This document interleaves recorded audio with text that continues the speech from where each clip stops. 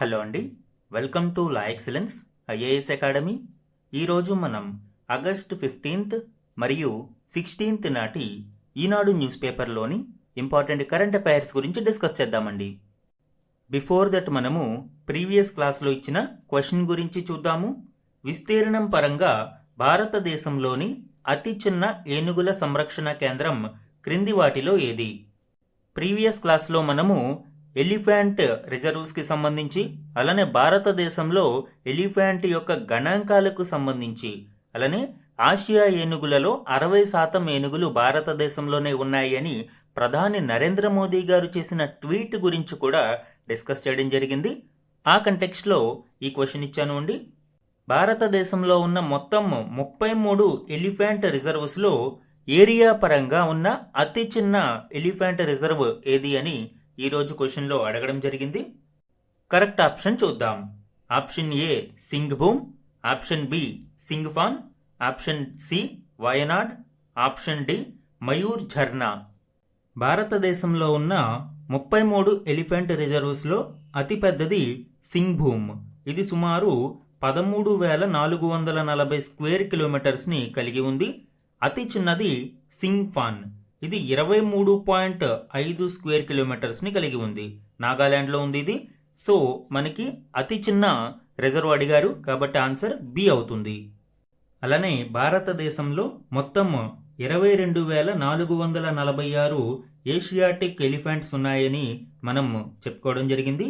ప్రపంచ Asiatic elephants జనాభాలో 60% population భారతదేశంలోనే ఉంటుంది. ఇక జాగ్రఫికల్ డిస్ట్రిబ్యూషన్ని మనం చూస్తే అత్యధికంగా కర్ణాటక మరియు అస్సాం, తమిళనాడు మొదటి 3 స్థానాలలోనూ ఉండగా కేరళ, ఉత్తరాఖండ్ 4, 5వ స్థానాలలోనూ ఉన్నాయి.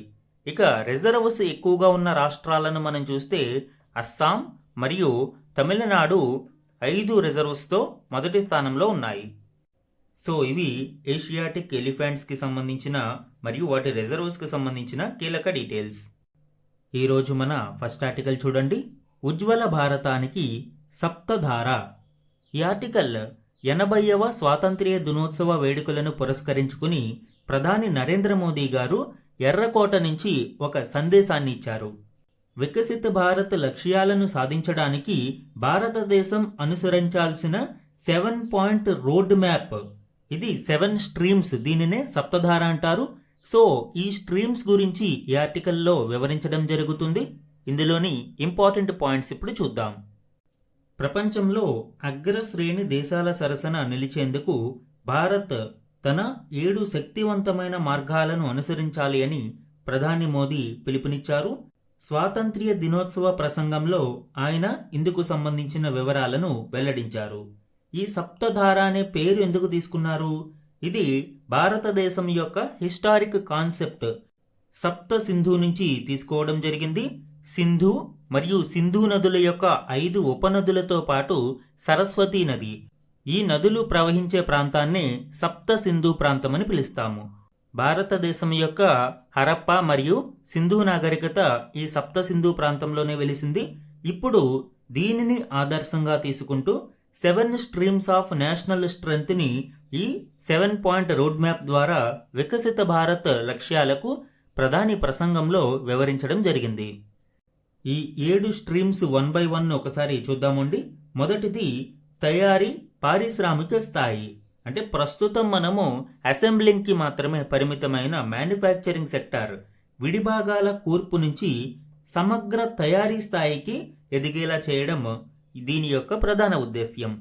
మేక్ ఇన్ ఇండియా ఇనిషియేటివ్ ద్వారా భారతదేశాన్ని ఒక గ్లోబల్ సప్లై చైన్స్లోని రిలయబుల్ హబ్గా మార్చాలి మరియు domestic end to end value చైన్స్ను స్ట్రెంగ్తన్ చేయడం ఇందులోని ప్రధాన ఉద్దేశ్యం. దీని యొక్క కోర్ డైరెక్టివ్స్ చూడండి. ఇది 3 పారామీటర్స్ మీద ఆధారపడి ఉంటుంది. ఒకటి కాస్ట్, అంటే ధర అందుబాటులో ఉండే విధంగాను, మరియు క్వాలిటీ అత్యున్నత నాణ్యతను మెయింటైన్ చేసే విధంగాను, మరియు స్కేల్ పెద్ద ఎత్తున ఉత్పత్తిని తీసుకురావడం. ఈ 3 స్తంభాల మీద ఇది ఆధారపడి ఉంటుంది. ఇక second stream agriculture and food ప్రాసెసింగ్కి సంబంధించి వ్యవసాయ ఆహార శుద్ధి. భారత వ్యవసాయ రంగాన్ని ఎగుమతుల అధికార కేంద్రంగా మార్చడం దీని యొక్క ప్రధాన ఉద్దేశ్యం. కేవలం వరి మరియు గోధుమ వంటి ప్యాడీ క్రాప్స్కే పరిమితం కాకుండా మిల్లెట్స్ లైక్ శ్రీ అన్న అంటాం మనము, స్పైసెస్, ఫ్రూట్స్ మరియు కమర్షియల్ క్రాప్స్కి ప్రాధాన్యతనిస్తూ భారత వ్యవసాయ రంగాన్ని ముందుకు తీసుకువెళ్లడంతో పాటు కెమికల్ ఫ్రీ న్యాచురల్ ఫార్మింగ్ని ప్రోత్సహించడం దీనిలోని ప్రధాన అంశం. ఇక మూడవది టెక్నాలజీ మరియు ఇన్నోవేషన్కి సంబంధించి, అంటే సాంకేతికత మరియు ఏఐ, డీప్ టెక్ వంటి ఫ్యూచరిస్టిక్ టెక్నాలజీస్ని అందిపుచ్చుకోవడం, అంతర్జాతీయ టెక్నాలజీ లీడర్గా ఎదగడం, యూపీఐ లాంటి వ్యవస్థలను అంతర్జాతీయంగా విస్తరించడం, generative AI, quantum computing, advanced robotics, satellite కమ్యూనికేషన్లలో మరింతగా విస్తరించడం. ఇక నాలుగవది పిఎం గతిశక్తి మల్టీ మోడల్ రవాణా. ఇందులో భారతదేశం ఉపఖండం అంతటా రవాణా సౌకర్యాలను విస్తరించడం, పారిశ్రామిక క్లస్టర్ల మధ్య హై స్పీడ్ రైళ్ల అనుసంధానం పెంచడం. మల్టీ మోడల్ రవాణా అంటే ఏంటి అండి? భూ, జల మరియు వాయు రవాణా వ్యవస్థలను మెరుగుపరచడం ఈ కార్యక్రమం యొక్క ముఖ్య ఉద్దేశ్యం. ఈ స్ట్రీమ్ ప్రధానంగా హై స్పీడ్ కనెక్టివిటీని పెంపొందించే విధంగాను, especially express ways connectivity, high speed rail lines, modern port led డెవలప్మెంట్స్కు ప్రాధాన్యతను ఇస్తుంది. ఇక ఐదవది డిఫెన్స్ పవర్, రక్షాశక్తి అని పిలుస్తాము. ఈ రక్షాశక్తి రక్షణ సామర్థ్యం, ఎగుమతుల పెంపును ప్రోత్సహిస్తుంది. సైనిక సంపత్తిలో స్వీయ సమృద్ధి సాధన మరియు వాటి ఎగుమతుల పెంపు అండ్ దేశానికి ఉన్న దిగుమతుల ముద్రను తొలగించడం దీని ప్రధాన ఉద్దేశ్యం. భారతదేశం నెక్స్ట్ జనరేషన్ డిఫెన్స్ సిస్టమ్స్, ముఖ్యంగా డ్రోన్ సిస్టమ్స్ కావచ్చు, హైపర్సోనిక్ టెక్నాలజీ, అలానే కౌంటర్ డ్రోన్ ఇన్నోవేషన్స్ వంటి వాటిలో పెట్టుబడులను ఆకర్షించడానికి అనేక ప్రోత్సాహకాలను అందిస్తూ ఉంది. సో ఈ విధంగా రక్షాశక్తిని పెంపొందించడం ఈ స్ట్రీమ్ యొక్క ప్రధాన ఉద్దేశ్యం. ఇక ఆరవ stream green and blue economy, అంటే భారతదేశం యొక్క హరిత మరియు నీలి ఆర్థిక వ్యవస్థల విస్తరణ. హరిత ఆర్థిక వ్యవస్థ అంటే ఏంటి? పర్యావరణ సుస్థిరతను సాధించి గ్రీన్ హైడ్రోజన్ వంటి వాటిలో పెట్టుబడులను ప్రోత్సహించడం గ్రీన్ ఎకానమీగా చెప్తాం మనము.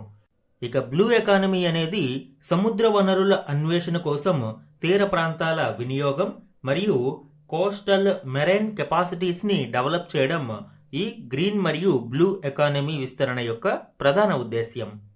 ఇక ఏడవది సాఫ్ట్ పవర్. మనకి ఇంటర్నేషనల్ రిలేషన్స్లో డిప్లొమసీలో రెండు రకాల పవర్స్ ఉంటాయి. ఒకటి హార్డ్ పవర్ లేదా కోయర్సివ్ పవర్స్ అంటారు. అంటే సైనిక చర్య ద్వారా కావచ్చు లేదా బెదిరింపుల ద్వారా కావచ్చు ఒక దేశాన్ని తన వైపు లొంగ తీసుకోవడాన్ని హార్డ్ పవర్ అంటాము. ఇక రెండవది సాఫ్ట్ పవర్. సాఫ్ట్ పవర్ అనేది కల్చరల్ ఇన్ఫ్లుయెన్స్ని పెంపొందించడం ద్వారా ఒక దేశం యొక్క నమ్మకాన్ని గెలుచుకోవడం, లైక్ సాంస్కృతిక సమ్మేళనము లేదా విపత్తు సమయాలలో హ్యుమానిటేరియన్ ఆపరేషన్స్ ద్వారా సహాయం చేయడము మరియు వివిధ దేశాలకు మన సాంకేతికతలను అందించడం ద్వారా వారిని కూడా ముందుకు తీసుకురావడానికి ప్రయత్నించడం. ఇటువంటి సాఫ్ట్ పవర్ని భారతదేశం అనేక రూపాలలో అనుసరిస్తూ ఉంది. సాంస్కృతిక దౌత్యం, సృజనాత్మక పరిశ్రమలు, అంతర్జాతీయ విద్యార్థుల మార్పిడి, అంతర్జాతీయ నైపుణ్యం కలిగిన సిబ్బంది నియామకం ద్వారా యువశక్తిని వినియోగించుకోవడం వంటి సాఫ్ట్ పవర్ డిప్లొమసీని భారతదేశం ప్రదర్శిస్తూ వచ్చింది. అలానే మున్ముందు ఆయుర్వేదాన్ని మరియు ఇతర creative arts, animation, VFX, gaming సెక్టార్స్ని అగ్రెసివ్గా ప్రపంచవ్యాప్తంగా ప్రమోట్ చేస్తూ భారతదేశం యొక్క సాఫ్ట్ పవర్ని విస్తరించాలి అనేది ఈ 7th స్ట్రీమ్ యొక్క ప్రధాన లక్ష్యంగా మనం చూడవచ్చు. ఈ 7 స్ట్రీమ్స్ యొక్క మేజర్ ఇనిషియేటివ్స్, ప్రస్తుతం భారతదేశం తీసుకుంటున్న ఇనిషియేటివ్స్ ఏంటి అనేది మనము నెక్స్ట్ స్లైడ్లో చూద్దామండి, డీటెయిల్డ్గా ప్రతి ఇనిషియేటివ్కి సంబంధించి. ఈ 7 స్ట్రీమ్స్ యొక్క ప్రధాన ఉద్దేశం ఏంటి? ఈ సప్తధార యొక్క ఉద్దేశ్యం వికసిత భారతదేశాన్ని 2047 నాటికి సాధించాలి అని. అలానే వికసిత భారత్లో యువతకే అత్యధిక ప్రాధాన్యత ఉంటుంది అని ప్రధాని మోదీ గారు తన ప్రసంగంలో ప్రస్తావించారు. 75 నిమిషాల తన ప్రసంగంలో యువత అనే పదాన్ని ప్రధాని గారు 50 సార్లు ప్రస్తావించడం విశేషం. అలానే యువత కోసం పోటీ పరీక్షలకు ఆన్లైన్ కోచింగ్ తరగతులు, 1 కోటి మందికి కృత్రిమ మేధపై శిక్షణ, అలానే 2036 ఒలింపిక్స్ కోసం టాలెంట్ హంట్, 5 నుంచి 15 ఏళ్ల మధ్య వయసున్న వారిని గుర్తించడానికి గ్రామాలు, పట్టణాలలో ప్రతిభా అన్వేషణ కార్యక్రమాలను నిర్వహించడం, చురుకైన పౌర రక్షణ వ్యవస్థను ఏర్పాటు చేయడం, తయారీ, అంతరిక్షం, సెమీకండక్టర్ రంగాలలో అవకాశాల కల్పన, తద్వారా యువతకు ఉద్యోగ అవకాశాలు మెరుగుపడతాయి. సెమీకండక్టర్ల పరిశ్రమలకు ప్రోత్సాహకం అందించడం ద్వారా బ్రెయిన్ డ్రెయిన్ జరగకుండా, అంటే మన మేధో సంపత్తి విదేశాలకు తరలిపోకుండా భారతదేశంలోనే ఉండే విధంగా ఈ సెమీకండక్టర్లు మరియు ఇతర హైటెక్ వ్యవస్థలను మరింత ముందుకు తీసుకువెళ్ళడానికి అనేక కార్యక్రమాలను చేపడుతున్నట్లు ప్రధాని మోదీ గారు ప్రస్తావించడం చూడవచ్చు. అలానే రక్షణ రంగంలో స్వీయ సమృద్ధికి నిదర్శనంగా దేశీయంగా తయారైన 105mm లైట్ ఫీల్డ్ గన్లతో సంప్రదాయ 21 గన్ సాల్యూట్ను నిర్వహించారు. సో ఇది పరేడ్లో ఒక విశేషంగా మనం చెప్పవచ్చు. అలానే మోదీ గారు తన ప్రసంగంలో అణు విద్యుత్ గురించి ప్రస్తావిస్తూ 2047 నాటికి 100 గిగావాట్ల అణు విద్యుత్తును లక్ష్యంగా పెట్టుకున్నాము అని, అండ్ ఈ డెకేడ్లో 5 కొత్త అణు ఇంధన రియాక్టర్లను ఏర్పాటు చేయాలన్న లక్ష్యంతో ముందుకు వెళ్తున్నామని కూడా ప్రస్తావించారు. ఈ ఆర్టికల్ని ప్రీవియస్ ఆర్టికల్కి కంటిన్యూషన్గా చూడవచ్చు అండి. సప్తధార, ఏదైతే 7 స్ట్రీమ్స్ ఆఫ్ స్ట్రెంగ్త్ అనేది ప్రధాని మోదీ గారు ప్రస్తావించారో, ఈ ఫ్రేమ్వర్క్ను అచీవ్ చేయడానికి గవర్నమెంట్ ఆఫ్ ఇండియా అనేక టార్గెట్ డ్రివెన్ పాలసీలను మరియు స్కీమ్స్ను తీసుకురావడం జరిగింది. వీటిని 1 by 1 మనము స్ట్రీమ్ వైజ్ ఒకసారి చూద్దాం. ఫస్ట్ వన్ మ్యానుఫ్యాక్చరింగ్ పవర్ గురించి చెప్పుకున్నాము. 2035 నాటికి భారత జీడిపిలో మ్యానుఫ్యాక్చరింగ్ సెక్టార్ను 25% పెంపొందించడం దీని యొక్క లక్ష్యంగా మనం చూడవచ్చు. కరెంట్ షేర్ 16 నుంచి 17% మధ్యలో మనం చూడవచ్చు. దీనిని 25%కి వృద్ధి చెందడానికి తీసుకోవాల్సిన చర్యలను ఇది ప్రస్తావిస్తుంది. దీని కొరకు భారతదేశం మేక్ ఇన్ ఇండియా ఇనిషియేటివ్ని తీసుకురావడం జరిగింది. దీనితో పాటు భారతదేశంలో హైటెక్ మ్యానుఫ్యాక్చరింగ్ని ప్రోత్సహించడం కోసం ఇండియా సెమీకండక్టర్ మిషన్ని, అలానే ఇటీవల సెమీకాన్ 2.0 ఇనిషియేటివ్ని కూడా తీసుకురావడం జరిగింది. నూతన సాంకేతికతలలో అత్యంత కీలకమైన చిప్స్ను భారతదేశం ఇతర దేశాల మీద ఆధారపడకుండా మేడ్ ఇన్ ఇండియా చిప్స్ను తయారు చేయడం దీని యొక్క ప్రధాన లక్ష్యం. అలానే భారతదేశంలో తయారీ రంగాన్ని ప్రోత్సహించడం కోసం ప్రొడక్షన్ లింక్డ్ ఇన్సెంటివ్స్, అంటే తయారీ ఆధారంగా, ఉత్పత్తి ఆధారంగా ప్రోత్సాహకాలను అందించడానికి ఈ పిఎల్ఐ స్కీమ్స్ను 14 కీ సెక్టార్స్లో తీసుకువచ్చారు. లైక్ ఎలక్ట్రానిక్స్ మరియు advanced chemistry, cell batteries, pharmaceuticals, drugs, automobiles and auto components కావచ్చు, వైట్ గూడ్స్ అంటే ఎల్ఈడి లైట్స్, ఎయిర్ కండిషనర్స్, ఇటువంటి white goods, food products like global scale food manufacturing, processed foods, textile industry, solar PV modules. So ఇటువంటి hitech మరియు labour intensive, ఇవి నూతన సాంకేతికతలకు అవసరమైన ఉత్పత్తులను అందించడమే కాకుండా ఎక్కువ మనకి ఉద్యోగ కల్పనకు దోహదపడతాయి. అందుకే ఈ పిఎల్ఐ స్కీమ్స్ను 14 ప్రాధాన్యత రంగాలలో అందించడం జరిగింది. అంతేకాకుండా రేర్ ఎర్త్ కారిడార్స్ని కూడా భారతదేశం అభివృద్ధి చేస్తుంది. తద్వారా ఈ rare earth metals, rare earth magnets విషయంలో చైనీస్ డామినెన్స్ను మరియు దిగుమతులను తగ్గించుకోవడం కోసం భారతదేశం ఈ కారిడార్స్ను ఏర్పాటు చేస్తుంది. ప్రొడక్షన్ని ప్రోత్సహించడానికి నేషనల్ మ్యానుఫ్యాక్చరింగ్ మిషన్తో పాటు ఇండస్ట్రియల్ కారిడార్స్ డెవలప్మెంట్ మీద కూడా దృష్టి సారించడంతో పాటు నెక్స్ట్ జెన్ జిఎస్టీ రిఫార్మ్స్ ద్వారా ట్యాక్స్ కంప్లయన్స్ని స్ట్రీమ్లైన్ చేయడంతో పాటు ఎంఎస్ఎంఈలకు అధిక భారం లేకుండా అనేక రిఫార్మ్స్ని తీసుకురావడం జరిగింది. ఇవన్నీ కూడా భారతదేశంలో మ్యానుఫ్యాక్చరింగ్ సెక్టార్ను ప్రోత్సహించడానికి తీసుకున్న చర్యలు. దీని యొక్క ఫోకస్ చూడండి, కాస్ట్, క్వాలిటీ అండ్ స్కేల్, అంటే అందుబాటు ధరలలో మరియు అత్యుత్తమ క్వాలిటీతో ఎక్కువ స్కేల్, అంటే పెద్ద మొత్తంలో ఉత్పత్తులను మ్యానుఫ్యాక్చరింగ్ను ప్రోత్సహించడం దీని లక్ష్యం. ఇక సప్తధారలో second stream agriculture and food ప్రాసెసింగ్కి సంబంధించి ఇందులో ప్రధానంగా ఫార్మ్ టు ఎక్స్పోర్ట్ మార్కెట్కి అనుసంధానించే విధంగా, అంటే ఈ వ్యవసాయ క్షేత్రం నుంచి నేరుగా ఎక్స్పోర్ట్ వరకు తీసుకుని వెళ్ళే విధంగా ఈ వ్యవస్థలను, ఎస్పెషల్లీ ఇన్ఫ్రాస్ట్రక్చర్ను అభివృద్ధి చేయడం దీని ఉద్దేశ్యం. ఇందులో భాగంగా వ్యవసాయ ఉత్పత్తిని పెంచడం కోసం పిఎం కిసాన్ స్కీమ్ని తీసుకురావడం జరిగింది. తద్వారా రైతులు ఇన్పుట్స్ కొనుగోలు చేసుకోవడానికి అవసరమైన సాయాన్ని మొత్తం 3 దఫాలుగా 6,000 రూపాయలను కేంద్రం అందిస్తుంది. మరియు రాష్ట్ర ప్రభుత్వాలు కూడా వీటికి కొంత అమౌంట్ను జత చేసి వివిధ పథకాల రూపంలో అందిస్తూ ఉన్నాయి. లైక్ ఏపీలో అన్నదాత సుఖీభవ మరియు తెలంగాణలో రైతు బంధు పథకాలను మనం చూడవచ్చు. అలానే నమో దీదీ పథకం వంటి పథకాలను అందించడం ద్వారా పంట ఎదుగుదల సమయంలో మెకనైజేషన్ను ప్రోత్సహించడం, డ్రోన్ టెక్నాలజీని ప్రోత్సహించడంతో పాటు పంట చేతికి వచ్చిన తర్వాత వాటిని ఈనామ్ మార్కెట్స్ ద్వారా సులభంగా అమ్ముకునే విధంగా అనేక పథకాలను తీసుకురావడం జరిగింది. అలానే natural mission on natural farming, సహజ ప్రకృతి వ్యవసాయాన్ని ప్రోత్సహించడం ద్వారా ఈ ఇన్పుట్ కాస్ట్స్ని తగ్గించడం, అంటే రైతు పెట్టుబడులు ఎక్కువ అవసరం లేకుండా తక్కువ పెట్టుబడులతో సహజ సిద్ధ వ్యవసాయాన్ని ప్రోత్సహించడం కొరకు ఈ మిషన్ని తీసుకురావడం జరిగింది. అలానే మిల్లెట్స్ ఎక్కువ ప్రోత్సహించడానికి శ్రీ అన్న అనే పథకం పేరుతో గ్లోబల్ బ్రాండింగ్ ఫర్ మిల్లెట్స్, ఏవైతే సిరిధాన్యాలు ఉన్నాయో వీటికి ఎక్కువ నీటి అవసరం లేదు. సో నీటి ఎద్దడి ఎక్కువ ఉండే ప్రాంతాలు, వర్షాభావ పరిస్థితులు ఉన్న ప్రాంతాలలో ఈ మిల్లెట్ వ్యవసాయానికి ప్రోత్సాహం అందించుకునేందుకు శ్రీ అన్న కార్యక్రమానికి శ్రీకారం చుట్టారు.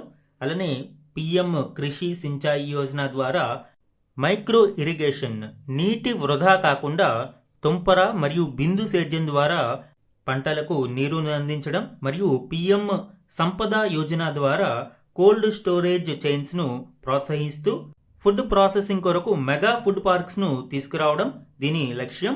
తద్వారా పోస్ట్ హార్వెస్ట్ లాసెస్, ఏదైతే మనము కోత తర్వాత పంట వృధా ఏదైతే ఉందో దానిని అరికట్టడం కోసం ఈ పథకాలను తీసుకువచ్చారు.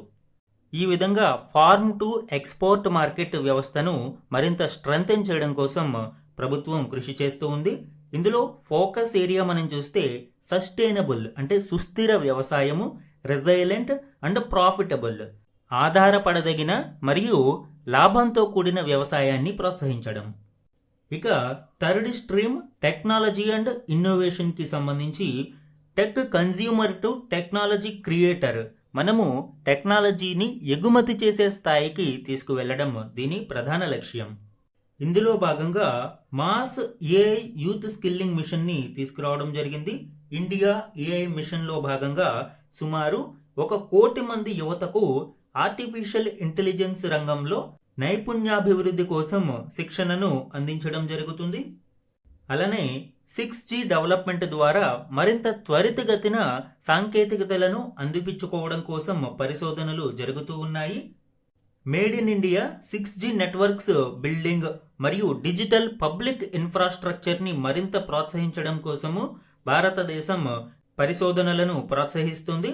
అలానే R&D డెవలప్మెంట్ కొరకు భారతదేశం ANRF, Anusandhan national research foundation పేరుతో ఒక ఎపెక్స్ స్టాట్యూటరీ బాడీని ఏర్పాటు చేయడం జరిగింది అండర్ ANRF యాక్ట్ 2023.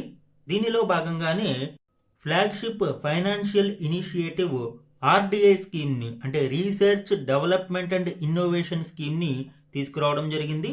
తద్వారా భారతదేశంలో ఫ్రాంటియర్ టెక్నాలజీస్ అయిన AI, quantum technologies, semi conductors, space, deep technology, clean energy, robotics, biotechnology వంటి వాటిలో మరింత రీసెర్చ్ అండ్ డెవలప్మెంట్ని ప్రోత్సహించడం దీని లక్ష్యం. పరిశోధనా సంస్థలు కేవలం పరిశోధనలకే పరిమితం కాకుండా వాటి రిజల్ట్స్ అనేవి తిరిగి ప్రొడక్షన్ వరకు రాగలిగే విధంగా రీసెర్చ్ ఇన్స్టిట్యూషన్స్, అకాడమియా మరియు ఈ ఇండస్ట్రీ కొలాబరేషన్ అనేది ఇందులో ప్రధాన అంశం. అనేక ఫ్రాంటియర్ టెక్నాలజీస్ను అందిపుచ్చుకోవడానికి national quantum mission, national AI mission, space programme. So ఇలాగ అనేక అంశాలలో అనేక ఇనిషియేటివ్స్ను ప్రభుత్వం తీసుకువస్తుంది. ఇందులో ఫోకస్ మనం చూస్తే ఇన్నోవేట్, ఇండిజినస్ అండ్ ఇంక్లూజివ్. మనము ఈ టెక్నాలజీని ఇన్నోవేటివ్గా అందిపుచ్చుకోవడము, ఇండిజినస్గా స్వదేశీయంగానే అభివృద్ధి చేయడము, అలానే ఇంక్లూజివ్ ఈ టెక్నాలజీ వలన సమాజంలో చీలికలు రాకుండా అన్ని వర్గాల వారికి అందుబాటులోకి తీసుకురావడం దీనిలోని ప్రధాన ఫోకస్ ఏరియా. ఇక fourth stream Gatishakti, multi modal transport development కోసం means different types of transport facilities మరియు ఇన్ఫ్రాస్ట్రక్చర్ని ప్రోత్సహించడం దీని ప్రధాన లక్ష్యం. తద్వారా లాజిస్టిక్స్ కాస్ట్ని తగ్గించాలి. ఎప్పుడైతే రవాణా వ్యవస్థలు మెరుగుపడ్డాయో ఆటోమేటిక్గా ఈ లాజిస్టిక్స్ కాస్ట్ అనేది తగ్గి భారతదేశం గ్లోబల్ కాంపిటేటివ్గా ఎదగడానికి అవకాశం ఉంటుంది. సో ఈ విధంగా సీమ్లెస్ కనెక్టివిటీ కోసం భారతదేశం నేషనల్ లాజిస్టిక్స్ పాలసీని తీసుకురావడం జరిగింది. దీనిలో ప్రధాన లక్ష్యం ఏంటి? 9% ఆఫ్ జీడిపికి లాజిస్టిక్స్ కాస్ట్ని తగ్గించడం దీని లక్ష్యం. దీనికోసం పిఎం గతిశక్తి అనే ఒక మల్టీ మోడల్ ట్రాన్స్పోర్ట్ ప్రాజెక్ట్ను తీసుకురావడం జరిగింది. అలానే లాజిస్టిక్స్ ఎఫిషియన్సీని మెరుగుపరచడానికి మరియు సీమ్లెస్ కనెక్టివిటీ కోసం 50,000 కిలోమీటర్ల హై స్పీడ్ హైవేస్ మరియు డెడికేటెడ్ ఎకనామిక్ గ్రీన్ కారిడార్స్ తద్వారా హరిత రవాణాను అందుబాటులోకి తీసుకురావడం దీని ప్రధాన ఉద్దేశ్యం. అలానే హై స్పీడ్ రైల్ నెట్వర్క్స్ను అంటే బుల్లెట్ ట్రైన్ ప్రాజెక్ట్స్ను కూడా భారతదేశం అభివృద్ధి చేస్తుంది. దీనితో పాటు Vande Bharat freight and passenger ట్రైన్స్ను కూడా పెద్ద మొత్తంలో తీసుకురావడం జరుగుతుంది. అంటే ఇటీవల భారతదేశం హైడ్రోజన్ ట్రైన్ని కూడా తీసుకువచ్చింది. సో తద్వారా గ్రీన్ ట్రాన్స్పోర్టేషన్ని కూడా ప్రోత్సహించడం మనం చూడవచ్చు. అలానే పోర్ట్ లెడ్ డెవలప్మెంట్ కొరకు సాగరమాల కార్యక్రమాన్ని తీసుకురావడం జరిగింది. తద్వారా సముద్ర రవాణాకు ప్రోత్సాహం అందించడం, అలానే విమానయానాన్ని పెంపొందించేందుకు ఉడాన్ స్కీమ్, ఉడే దేశ్గా ఆమ్ నాగరిక్ కార్యక్రమాన్ని ఈ స్కీమ్ను లాంచ్ చేయడం జరిగింది. ఇటీవల 4.0 వెర్షన్ కూడా తీసుకువచ్చారు. అలానే భారతదేశంలో ఇన్లాండ్ వాటర్ వేస్ని ప్రోత్సహించడం ద్వారా జల రవాణాను ప్రోత్సహించడం. జల రవాణా అనేది చాలా తక్కువ ఖర్చుతో అందుబాటులో ఉండే ఒక రవాణా వ్యవస్థ. సో దీని కొరకు ఇన్లాండ్ వాటర్ వేస్ను ప్రోత్సహిస్తూ నేషనల్ వాటర్ వేస్ని కూడా డెవలప్ చేయడం మనం చూస్తూ ఉన్నాము. సో వీటన్నిటి యొక్క ప్రధాన ఉద్దేశం ఏంటి? మల్టీ మోడల్ ట్రాన్స్పోర్టేషన్ ఇన్ఫ్రాస్ట్రక్చర్ ద్వారా కనెక్టివిటీని ప్రోత్సహించడం, లాజిస్టిక్స్ కాస్ట్ను తగ్గించడం. ఇందులోని ఫోకస్ ఏరియా చూడండి, కొనేట్, ఇంటిగ్రేట్ అండ్ కంపీట్. అంటే వివిధ మల్టీ మోడల్ ప్రాజెక్ట్స్ను ఇంటిగ్రేట్ చేయడము మరియు ప్రపంచ స్థాయిలో కంపీట్ చేయడం దీని ప్రధాన లక్ష్యంగా చూడవచ్చు. ఇక ఫిఫ్త్ స్ట్రీమ్ డిఫెన్స్ పవర్, రక్షా శక్తికి సంబంధించి డిఫెన్స్ ప్రొడక్ట్స్లో ఇంపోర్టర్ స్థాయి నుంచి గ్లోబల్ డిఫెండర్ అండ్ ఎక్స్పోర్ట్ స్థాయికి ఎదగడం దీని ప్రధాన లక్ష్యం. ఇందులో భాగంగా డిఫెన్స్ ప్రొడక్షన్ని పెంపొందించడం కోసం డిఫెన్స్ ఇండస్ట్రియల్ కారిడార్స్ని అభివృద్ధి చేయడం, అలానే భారతదేశం ఇటీవలి కాలంలో డిఫెన్స్ ఎక్స్పోర్ట్స్లో గణనీయ వృద్ధిని సాధించింది. 2013-14లో కేవలం 686 కోట్ల డిఫెన్స్ ఎక్స్పోర్ట్స్ ఉండగా 2025-26 నాటికి 38,424 కోట్ల డిఫెన్స్ ఎక్స్పోర్ట్స్ను సాధించడం విశేషంగా చెప్పవచ్చు.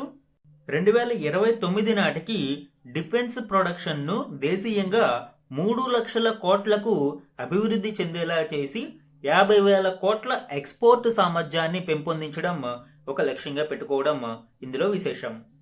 అలానే మిషన్ సుదర్శన చక్ర డిఫెన్స్ సిస్టమ్ని అభివృద్ధి చేయడం. ఇందులో ప్రాజెక్టు కుషాలో భాగంగా ఇటీవల అనేక మిజైల్స్ ప్రయోగాలు కూడా విజయవంతంగా పరీక్షించడం జరిగింది. 2035 నాటికి ఈ మిషన్ సుదర్శన చక్ర డిఫెన్స్ సిస్టమ్ను అందుబాటులోకి తీసుకురానున్నారు. గగనతల రక్షణ వ్యవస్థ, అలానే డ్రోన్ అండ్ కౌంటర్ డ్రోన్ మిషన్స్ను కూడా భారతదేశం ఇటీవల కాలంలో గణనీయంగా వృద్ధి చెందడం చూడవచ్చు. దీని యొక్క ఫోకస్ ఏరియా ఏంటండి? Self reliant, secure and strong defence ఎకోసిస్టమ్ని డెవలప్ చేయడం. ఇక సిక్స్త్ స్ట్రీమ్ మనం చూస్తే గ్రీన్ అండ్ బ్లూ ఎకానమీ, హరిత మరియు నీలి ఆర్థిక వ్యవస్థలను అభివృద్ధి చేయడం. తద్వారా clean energy, blue oceans, sustainable ఫ్యూచర్ని సాధించడం. ఇందులో భాగంగానే అనేక పథకాలను తీసుకురావడం జరిగింది. ముఖ్యంగా నేషనల్ గ్రీన్ హైడ్రోజన్ మిషన్ ద్వారా అనేక గ్రీన్ హైడ్రోజన్ మ్యానుఫ్యాక్చరింగ్ జోన్స్ను ఏర్పాటు చేసి హైడ్రోజన్ ప్రొడక్షన్ని మరియు ఫ్యూయల్ సెల్ ఇన్ఫ్రాస్ట్రక్చర్ని అభివృద్ధి చేయడం. అండ్ ఇటీవలి కాలంలో ఇందాక చెప్పుకున్నాము హైడ్రోజన్ ట్రైన్ కూడా మనము రీసెంట్గా స్టార్ట్ చేయడం జరిగింది. అలానే న్యూక్లియర్ ఎనర్జీ రోడ్ మ్యాప్ ద్వారా 2047 నాటికి 100 గిగావాట్ల న్యూక్లియర్ కెపాసిటీని ఎన్హాన్స్ చేయడం లక్ష్యంగా పెట్టుకున్నాము. అలానే అనేక పునరుత్పాదక ఇంధన వనరులు లైక్ సోలార్ కావచ్చు, విండ్ కావచ్చు, అండ్ రీసెంట్గా మనము అనేక పథకాలను ఇందులో తీసుకురావడం జరిగింది. ప్రధానమంత్రి సూర్యఘర్ ముఫ్త్ బిజిలీ యోజన, అలానే వెరీ రీసెంట్గా మనం చెప్పుకున్నాము సూర్య సరోవర్ యోజనకి సంబంధించి, అంటే ఫ్లోటింగ్ పీవీ సోలార్ ప్యానెల్స్ను ఈ నీటిలో తేలియాడే విధంగా ఏర్పాటు చేసి భూమి అవసరం లేకుండానే సోలార్ ప్రొడక్షన్ను ఏర్పాటు చేయడం ద్వారా గ్రిడ్ కనెక్టివిటీకి ఇచ్చి సోలార్ ఎనర్జీని ఎన్హాన్స్ చేయడం. అలానే క్లీన్ ఎనర్జీని ప్రోత్సహించడం కోసం బ్యాటరీ ప్రొడక్షన్ను అనేక ఇన్సెంటివ్స్, ఎస్పెషల్లీ ప్రొడక్షన్ లింక్డ్ ఇన్సెంటివ్స్లో దీనికి భాగం కల్పించడం. ఇందాకే పిఎల్ఐ స్కీమ్స్ గురించి కూడా చెప్పుకున్నాము. అండ్ కోస్టల్ ఎకానమీని పెంపొందించడం కోసం బ్లూ ఎకానమీ గురించి కూడా చెప్పుకున్నాము. దీనిలో భాగంగా ఎక్స్ప్లోరేషన్స్ కొరకు డీప్ ఓషన్ మిషన్ని తీసుకురావడంతో పాటు సాగరమాల ఇనిషియేటివ్స్ మనం చూడవచ్చు. అలానే కోస్టల్ టూరిజం కోసం అనేక అభివృద్ధి కార్యక్రమాలను చేపట్టడము. అండ్ వెరీ రీసెంట్గా డీప్ సీ ఎక్స్ప్లోరేషన్ కొరకు హ్యూమన్ సబ్మెర్సిబుల్ వెజల్ మత్స్య 6000 ప్రాజెక్టును ప్రయోగాత్మకంగా ప్రారంభించడం జరిగింది. అండ్ వెరీ రీసెంట్గా సముద్ర మంథాన్ కార్యక్రమాన్ని కూడా లాంచ్ చేస్తూ ఉన్నారు. అంటే ఆఫ్ షోర్ ఎనర్జీ రిసోర్సెస్ని ఎక్స్ప్లోర్ చేయడం కోసం ఈ పెట్రోల్, డీజిల్, చమురు నిక్షేపాలను, గ్యాస్ నిక్షేపాలను ఎక్స్ప్లోర్ చేయడం కోసం సముద్ర మంథాన్ కార్యక్రమాన్ని కూడా ప్రారంభిస్తూ ఉన్నారు. సో ఇవన్నీ కూడా మనకి బ్లూ ఎకానమీలో భాగంగా చెప్పవచ్చు. తద్వారా గ్రీన్ అండ్ బ్లూ ఎకానమిక్ ఎకోసిస్టమ్స్ని ప్రోత్సహించడం దీని ప్రధాన లక్ష్యం. ఇందులో ఫోకస్ చూడండి, క్లీన్ ఎనర్జీ అండ్ సర్క్యులర్ ఎనర్జీని ప్రోత్సహించడం మరియు కోస్టల్ ఎకోసిస్టమ్స్, కోస్టల్ టూరిజం వంటి వాటిని డెవలప్ చేయడం. ఇక 7th stream India's soft power డిప్లొమసీని ప్రోత్సహించడం. Through culture, creativity, commerce and global influence ద్వారా సాఫ్ట్ పవర్ డిప్లొమసీని ప్రోత్సహించే విధంగా చర్యలు చేపట్టడం. ఇందులో భాగంగానే creative economy framework. Creative economy అంటే విఎఫ్ఎక్స్ రంగం కావచ్చు, animation, gaming, digital content creation, orange economy అంటాం వీటిని. సో ఇటువంటి వాటిని ప్రోత్సహించడం ద్వారా దీనిని మనము విదేశాలతో రిలేషన్స్ను మరింత బలోపేతం చేసుకునేందుకు ఒక వారధిలాగా ఉపయోగించుకోవడం. అలానే భారతదేశం యొక్క సంస్కృతి, ఎస్పెషల్లీ బుద్ధిజం అనేది మేజర్ సాఫ్ట్ పవర్గా చెప్పవచ్చు. సో బుద్ధిజంని ప్రోత్సహించడం, అలానే ఆయుష్ గ్రిడ్, గ్లోబల్ వెల్నెస్ని ప్రోత్సహించడం ద్వారా మెడికల్ టూరిజం, ఆయుష్ టూరిజంని ప్రోత్సహించడం, భారత ఆయుర్వేదాను మరియు యోగాను ప్రపంచవ్యాప్తంగా పరిచయం చేయడం, తద్వారా హెల్త్ కేర్ టూరిజం నెట్వర్క్స్ను ఇంటిగ్రేట్ చేయడం. భారతదేశానికి ఒక మెడికల్ టూరిజం హబ్ లాగా ఇటు అలోపతిక్ కావచ్చు, అటు ట్రెడిషనల్ మెడిసిన్ కావచ్చు, ఒక టూరిజం, హెల్త్ కేర్ టూరిజం నెట్వర్క్స్ను బలోపేతం చేయడం. అలానే స్పోర్ట్స్ అనేది కూడా one of the key soft power diplomacy.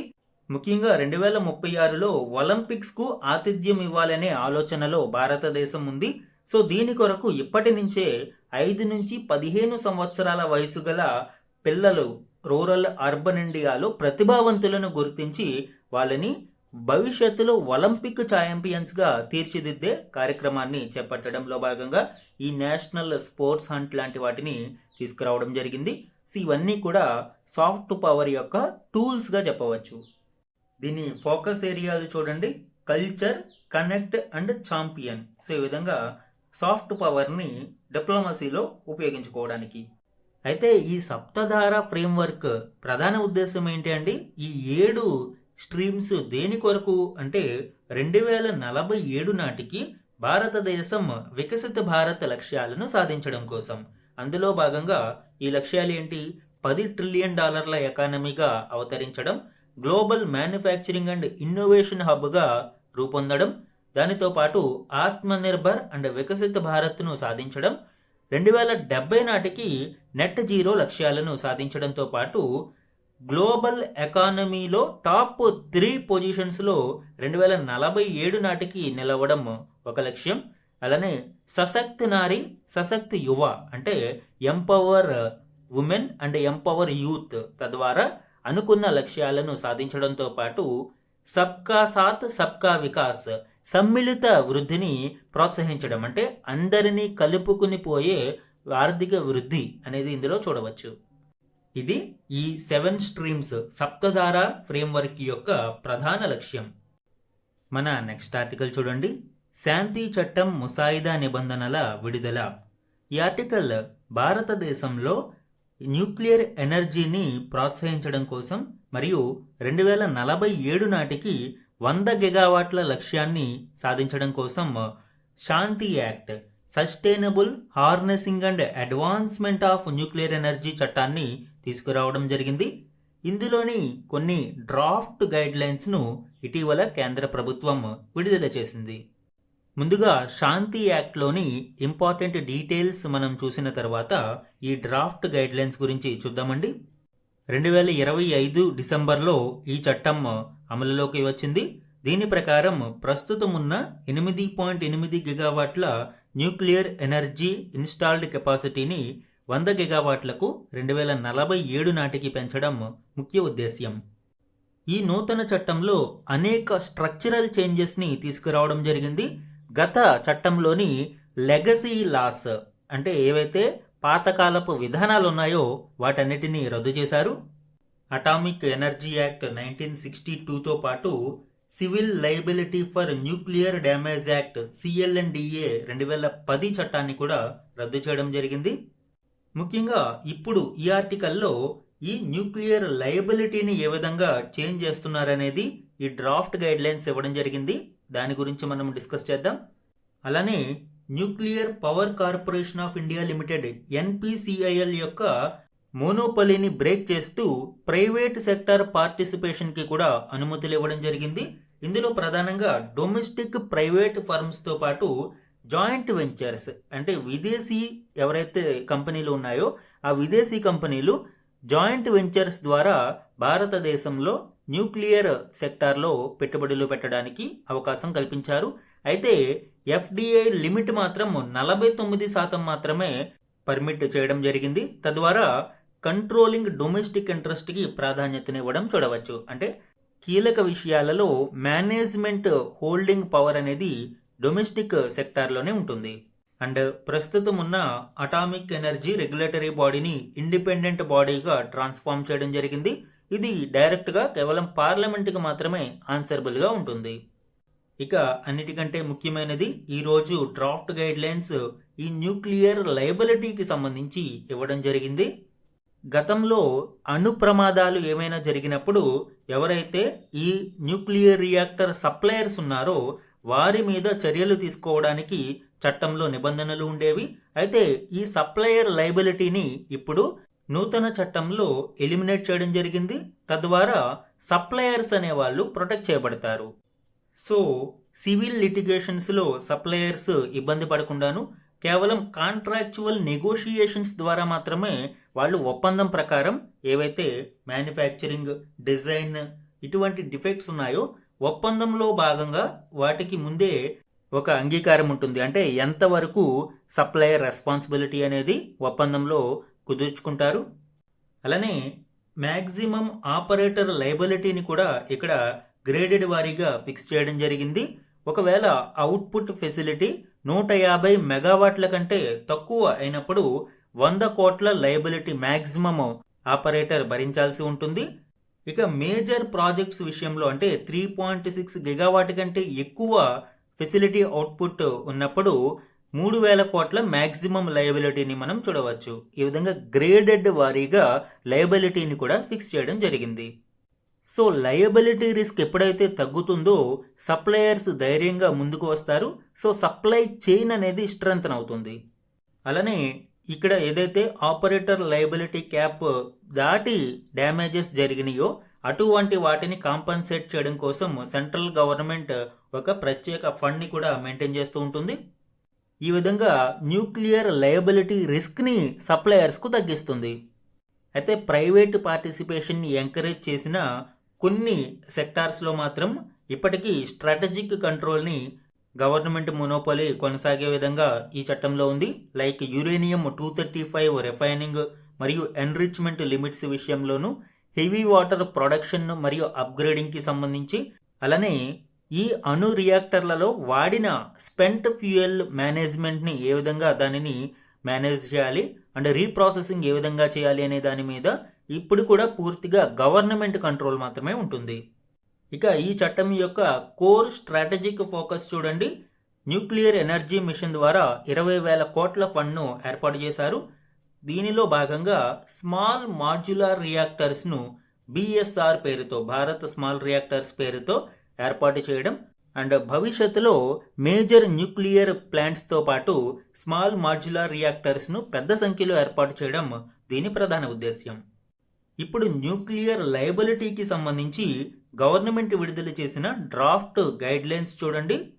ఈ గైడ్లైన్స్ యొక్క ముఖ్య ఉద్దేశం ఏంటి?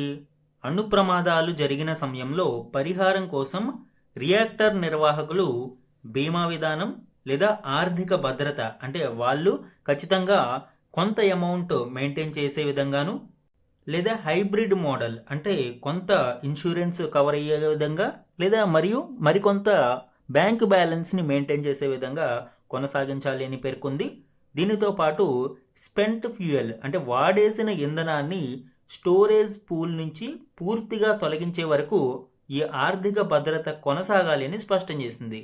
అంటే లయబిలిటీని కొంతమేరకు తగ్గించినా కూడా ఆ లయబిలిటీని ఫిక్స్ చేస్తూ ఆర్థిక భద్రత లేదా అట్లీస్ట్ ఇన్సూరెన్స్ కవరేజ్ అనేది ఉండాలి అని ఈ డ్రాఫ్ట్ గైడ్లైన్స్ అనేవి తెలియజేస్తూ ఉన్నాయి. ఇందులో ప్రధానంగా సింగిల్ కాంపోజిట్ లైసెన్సింగ్ అంటే అన్ని అంశాలకు, లైక్ అణు విద్యుత్ కర్మాగారం లేదా రియాక్టర్ నిర్మాణం కానీ, యాజమాన్యం, నిర్వహణ, ఉపసంహరణ, విత్డ్రాల్ వంటి అన్ని అంశాలకు కూడా సింగిల్ కాంపోజిట్ లైసెన్సింగ్, ఒకే లైసెన్స్ విధానాన్ని అమలు చేస్తున్నారు. అలానే అణు ప్రమాదం సంభవించిన సమయంలో రియాక్టర్ నిర్వాహక సంస్థకు ఉండే పౌర బాధ్యతపై పరిమితిని సమీక్షించడానికి 5 ఏళ్లకొకసారి కేంద్రం నిపుణుల కమిటీని ఏర్పాటు చేస్తుంది అని ఈ గైడ్లైన్స్ పేర్కొంటున్నాయి. స్పెంట్ ఫ్యూయల్ పూర్తిగా తొలగించే వరకు లాంగ్ టర్మ్ బ్యాంక్ బ్యాలెన్స్లను మెయింటైన్ చేయాలి అనేది ఆల్రెడీ చూసాము. అలానే రిస్ట్రిక్షన్స్ ఆన్ ఫారిన్ టెక్నాలజీ కూడా చూడవచ్చు. ఒకవేళ ఈ అణు కర్మాగారం లేదా రియాక్టర్ను విదేశాలలో డిజైన్ చేసి ఉంటే దాన్ని సంబంధిత దేశంలోని నియంత్రణ సంస్థ తప్పనిసరిగా అనుమతించి ఉండాలి. అలానే ఇక్కడ విదేశం అంటే ఏదైతే అణు రియాక్టర్ డిజైన్ లేదా ఈ సప్లై చైన్ వ్యవస్థలలో స్వయం సమృద్ధి సాధించిన దేశం అని అర్థం చేసుకోవాలి. అక్కడి నియంత్రణ సంస్థలు ఇచ్చే అనుమతులు ప్రపంచవ్యాప్తంగా కూడా గుర్తింపు కలిగి ఉండాలి. అప్పుడు మాత్రమే దీనికి అనుమతులు భారతదేశంలో లభిస్తాయి. అలాంటి రియాక్టర్ సంబంధిత దేశంలో కానీ మరేదైనా దేశంలో కానీ వాడుకలో ఉండాలి. అంటే ఆల్రెడీ ఆపరేషనల్ స్టేజ్లో ఉండాలి. ఇప్పుడు ఇక్కడికి వచ్చి ప్రయోగాలు నిర్వహించడం కాదు, ఆల్రెడీ ప్రయోగాలన్నీ సక్సెస్ అయ్యి ఆపరేషనల్ స్టేజ్లో ఉండాలి. దానితో పాటు సైబర్ సెక్యూరిటీ కొరకు స్ట్రిక్ట్ మెటీరియల్ ఆడిట్స్ని కూడా నిర్వహిస్తూ ఉంటారు. సో ఈ విధంగా ఈ డ్రాఫ్ట్ గైడ్లైన్స్ అనేవి చూడవచ్చు.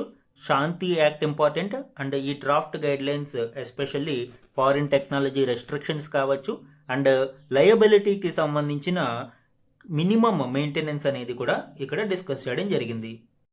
మన నెక్స్ట్ ఆర్టికల్ చూడండి. ఇప్పటికే 5.4 లక్షల కోట్ల రూపాయల విదేశీ నిధులు, ఆగస్టు 31 వరకే రాయితీ స్వాప్, గడువు తగ్గించిన RBI. ఇటీవల రూపాయి పతనాన్ని అడ్డుకుని దేశంలోకి డాలర్ల ప్రవాహాన్ని వేగంగా పెంచేందుకు RBI ఒక పథకాన్ని ప్రవేశపెట్టింది. కన్సెషనల్ స్వాప్ ఫ్రేమ్వర్క్ అంటే రాయితీ స్వాప్ పథకం అని దీనికి పేరు పెట్టారు. ఇందులో 3 డిస్టింక్ట్ కాంపోనెంట్స్ ఉన్నాయి. ఒకటి ఫారిన్ కరెన్సీ నాన్ రెసిడెంట్ అంటే FCNR బ్యాంక్ డిపాజిట్స్. ఈ డిపాజిట్స్లో విదేశాలలో ఉండే NRIs ఎవరైతే ఉన్నారో వాళ్ళు నిధులను జమ చేసుకోవచ్చు. ఇవి ఆ స్పెసిఫైడ్ ఫారిన్ కరెన్సీలోనే డిపాజిట్లు ఉంటాయి. అలానే ట్యాక్స్ ఫ్రీ కూడా ఉంటుంది. భారతదేశంలో వీటి మీద పన్ను ఉండదు. నాన్ రెసిడెంట్ ఇండియన్స్ మరియు పర్సన్స్ ఆఫ్ ఇండియన్ ఆరిజిన్స్ ఈ అకౌంట్స్ని హోల్డ్ చేసుకోవచ్చు. దీని మీద ఆర్బీఐ ఇప్పుడు కొన్ని సడలింపులను ఇచ్చింది. 3 ఏళ్ల పాటు డిపాజిట్ ఖాతాలు ఉన్న వాటి మీద global bench mark rate 3.63% interest ఉంటే దాని మీద అదనంగా 2.5% వడ్డీని అందించేందుకు బ్యాంకులకు అనుమతి ఇచ్చింది. అంటే ఓవరాల్ ఇంట్రెస్ట్ ఎంత వస్తుంది వీళ్ళకి? 6.13%. సో దీనితో ఎక్కువ మంది ఎన్ఆర్ఐలు ఈ పథకంలో డిపాజిట్లు చేయడానికి ముందుకొచ్చారు. అలానే 3 ఏళ్ల కంటే ఎక్కువ డిపాజిట్ ఖాతాలు ఉన్న వాటి మీద పరిమితిని పూర్తిగా తొలగించింది. దీనితో బ్యాంకులు మరిన్ని ఎక్కువ ఇంట్రెస్ట్ రేట్లను ఆఫర్ చేయడంతో ఈ విదేశీ డిపాజిట్లు ఎక్కువ ప్రవాహంలా వచ్చాయి. దానితో ఆగస్టు 13 నాటికే ఈ ఎఫ్సిఎన్ఆర్ బ్యాంక్ డిపాజిట్స్ రూపంలో $52.30 బిలియన్ నిధులు వచ్చాయి. సో ఇవి కేవలం ఒక కాంపోనెంట్కి సంబంధించి. ఇక ఓవర్సీస్ ఫారిన్ కరెన్సీ బారోయింగ్స్ రూపంలో మరొక $2.805 billion and external commercial borrowings అంటే విదేశాల నుంచి మన పబ్లిక్ సెక్టార్ అండర్టేకింగ్స్ అటువంటివి బారోయింగ్ చేసేవి. ఈ కమర్షియల్ బారోయింగ్స్ $1.74 బిలియన్ రావడం జరిగింది. ఈ విధంగా టోటల్ ఈ 3 కాంపోనెంట్స్ మీద $56.84 బిలియన్ నిధులు వచ్చాయి. ఈ 3 కాంపోనెంట్స్ ఒకసారి చూడండి. ఒకటి ఎఫ్సిఎన్ఆర్బి డిపాజిట్స్. ఇవి భారతదేశంలో ఎన్ఆర్ఐస్ మరియు పర్సన్స్ ఆఫ్ ఇండియన్ ఆరిజిన్ వీళ్ళు భారతదేశంలోని బ్యాంకులలో ఫారిన్ కరెన్సీ రూపంలో దాచుకునే డిపాజిట్లు. వీటి మీద ఎక్కువ ఇంట్రెస్ట్ రేట్లు ఇప్పుడు ప్రకటించడంతో ఎన్ఆర్ఐలు వీటి మీద ఆసక్తిని చూపిస్తూ ఎక్కువ డిపాజిట్లు చేస్తూ ఉన్నారు. ఇక రెండవది ఓవర్సీస్ ఫారిన్ కరెన్సీ బారోయింగ్స్. ఈ ఫారిన్ కరెన్సీ బారోయింగ్స్ అనేవి కమర్షియల్ బ్యాంక్స్కి సంబంధించినవి. కమర్షియల్ బ్యాంక్స్ వాటి యొక్క బ్యాంకింగ్ ఆపరేషన్స్ దృష్ట్యా ఓవర్సీస్ లోన్స్ను రైజ్ చేయడం దీనిలో చూడవచ్చు. ఇక మూడవ కాంపోనెంట్ ఎక్స్టర్నల్ కమర్షియల్ బారోయింగ్స్. ఇవి భారతదేశంలోని కార్పొరేట్ సంస్థలు లోన్స్ను రైజ్ చేయడం, ఫారిన్ లోన్స్ను రైజ్ చేయడం దీనిలో భాగంగా చూడవచ్చు. సో ఇలా 3 కాంపోనెంట్స్ని ఇందులో పేర్కొన్నారు. అయితే ఈ ఎఫ్సిఎన్ఆర్బికి సంబంధించి సెప్టెంబర్ 30 వరకు గతంలో అనుమతులు ఇవ్వాలి అని భావించిన అధిక డిపాజిట్ల దృష్ట్యా దానిని ఆగస్టు 31 వరకు డిపాజిట్లకు కుదించారు.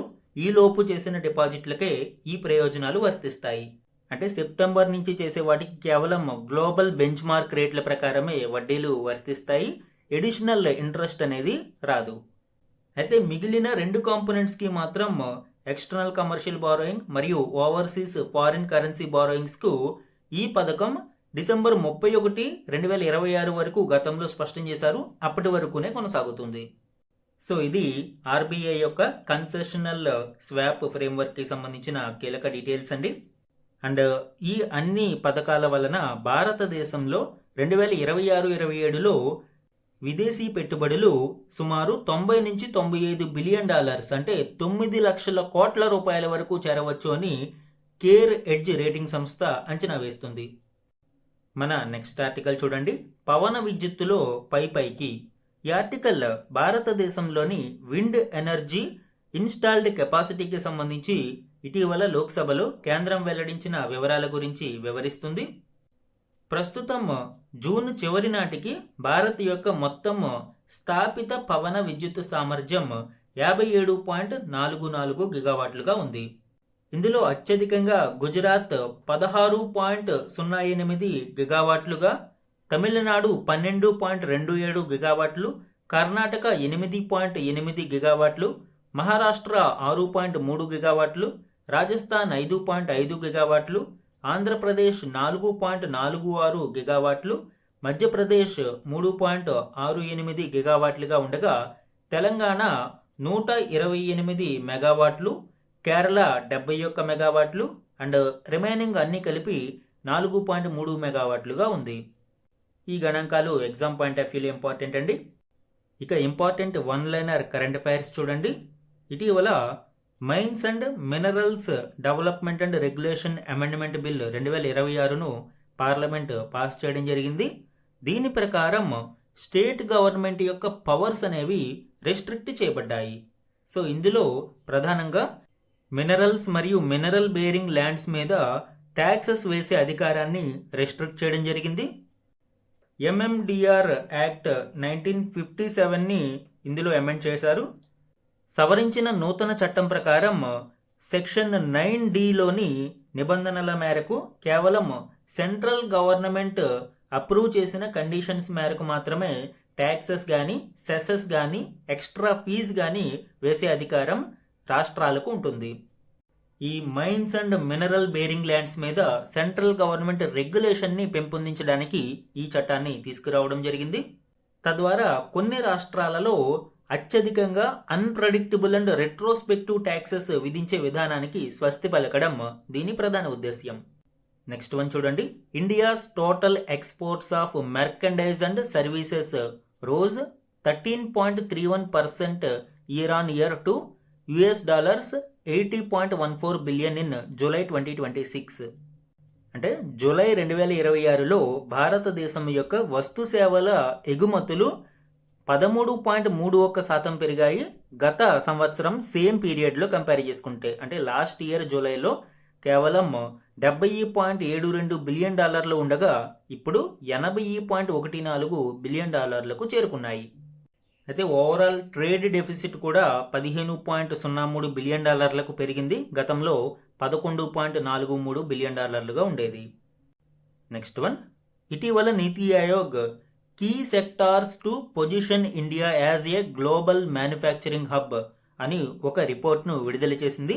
ఇందులో 4 ప్రధాన రంగాలను ఎంపిక చేసింది భారతదేశాన్ని గ్లోబల్ మ్యానుఫ్యాక్చరింగ్ హబ్గా నిలపడం కోసం.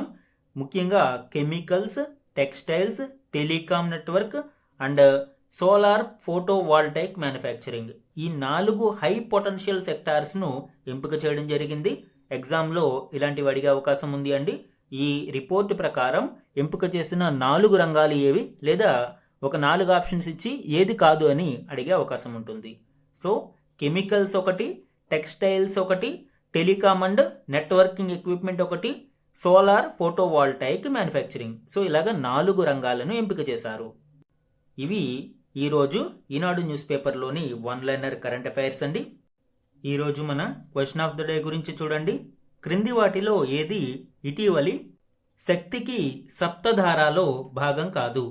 ఈ ఆర్టికల్ ఇటీవల రీసెంట్గా 80వ స్వాతంత్ర్య దినోత్సవాన్ని పురస్కరించుకుని ప్రధాని నరేంద్ర మోదీ గారు సప్తధార అనే ఒక ఫ్రేమ్వర్క్ను ఎర్రకోట నుంచి తన ప్రసంగంలో జాతిని ఉద్దేశించి ఇవ్వడం జరిగింది. ఇందులో భాగంగా 2047 నాటికి వికసిత భారత్ లక్ష్యాలను సాధించడానికి అవసరమైన 7 స్ట్రీమ్స్ని ఆయన పేర్కొన్నారు. ఈ 7 స్ట్రీమ్స్లో ఇక్కడ 3 కరెక్ట్ స్ట్రీమ్స్ ఉన్నాయి, 1 నాట్ కరెక్ట్. సో ఏది భాగం కాదు అని అడగడం జరిగింది. ఇందులో కరెక్ట్ ఆన్సర్ని ఐడెంటిఫై చేసి ఆన్సర్ని కమెంట్ సెక్షన్లో కమెంట్ చేయండి. ఇవి ఈరోజు Eenadu news పేపర్లోని important current affairs మీద daily analysis. Thank you for watching.